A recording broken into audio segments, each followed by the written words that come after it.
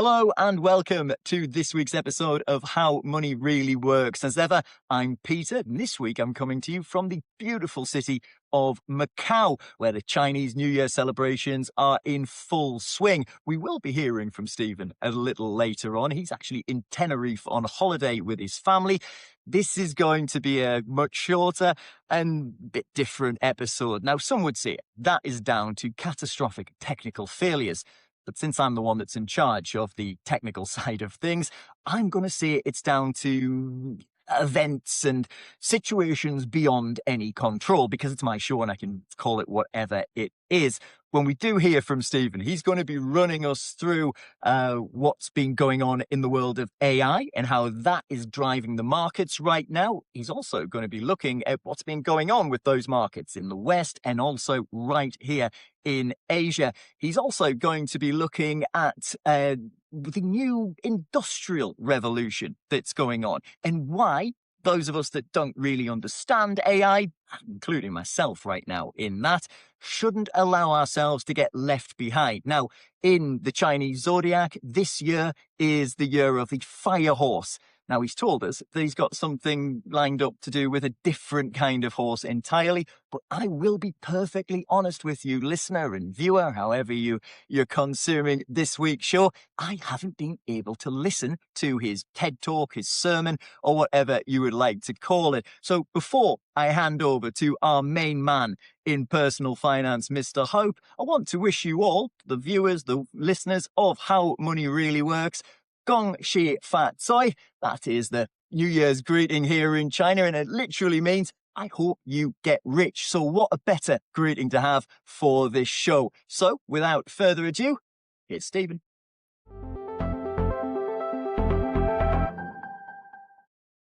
Hi everyone, slight technical difficulties this week. Pete's over in China for New Year celebrations and I'm away for half term here in sunny Tenerife.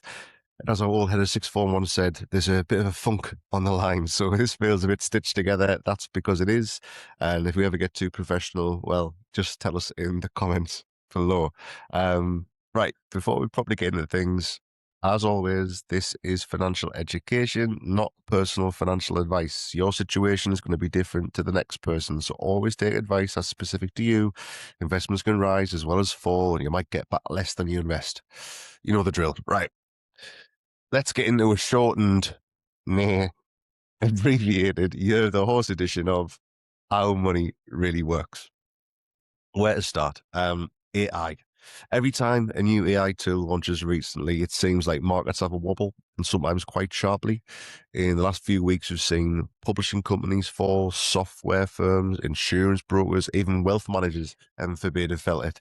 And the pattern is fairly predictable. A new tool is released, and immediately investors are asking, is this about to make an entire industry less profitable? And then within days, we see sharp corrections, double digits in some cases. So who knows what's happening? I don't think anybody really knows. Definitely not 6 months out and certainly not 5 years out. AI is evolving far too quickly. But when markets don't have clarity, they price in uncertainty. And that movement, that's volatility. Now, volatility gets a bit of a bad rap. It's a measure of how prices fluctuate. So high volatility means sharper swings, but lower volatility means a much steadier movement. And markets have always gone through periods like this.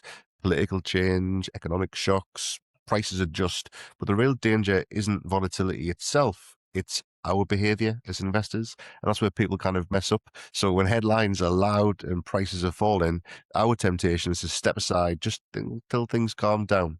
But historically, some of the strongest recovery days have actually happened really close to the worst declines.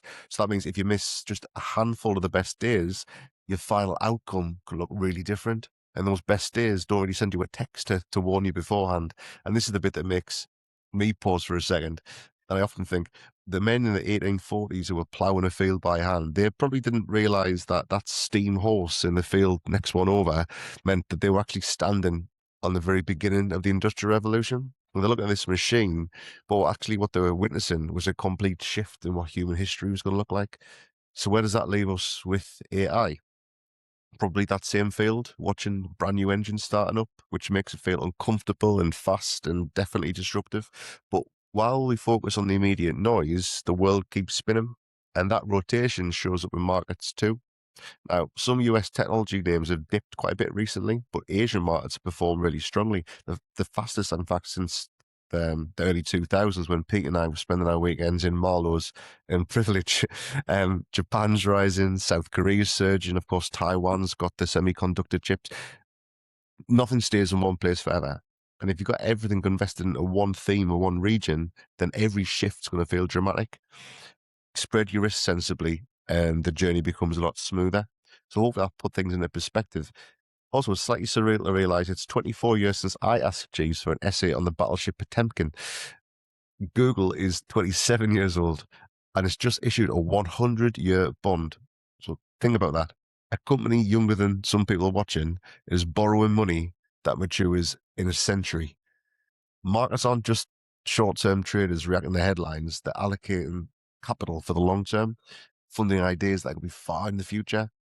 So economically, the picture's a bit mixed. US jobs were stronger than expected in January. UK growth remains modest, but the FTSE recorded another record high last night. So not crisis, it's adjustment, and markets are trying to understand the change. And if you remember nothing else, AI will evolve, steam horses will become normal, new industries will emerge, old ones will adapt, but the principles won't change.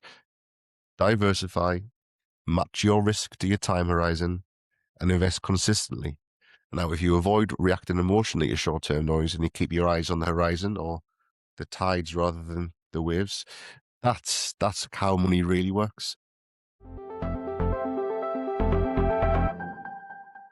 Thanks for that, Stephen. I did see it. It was going to be a shorter show this week, and it really is, isn't it? I have to tell you, it's also the final show of season 1. I know. I'm sorry about that. But the reality is, I've got one book that has to be finished and another book that has to be started, and the publishers are chasing you around the world right now. So I've got to get that taken care of. We're working on a whole load of new content that will be coming up in season 2 that should be really, really exciting. Some incredible special guests that we're trying to lock down to come and help explain to you, the HMRW pod listeners, how money really works. So from me and Stephen and everybody involved in the show, a massive thank you for joining us through season 1. We will be back in around a month or so. If you want to get in touch with us in that period, you can do that on our socials. The best way to get in touch with us is on Instagram. That's at HMRWpod, or on TikTok at How Money Really Works Podcast. Thank you again for joining us. As I'm in Macau, I think I'm going to go and check out some of the casinos up they have here.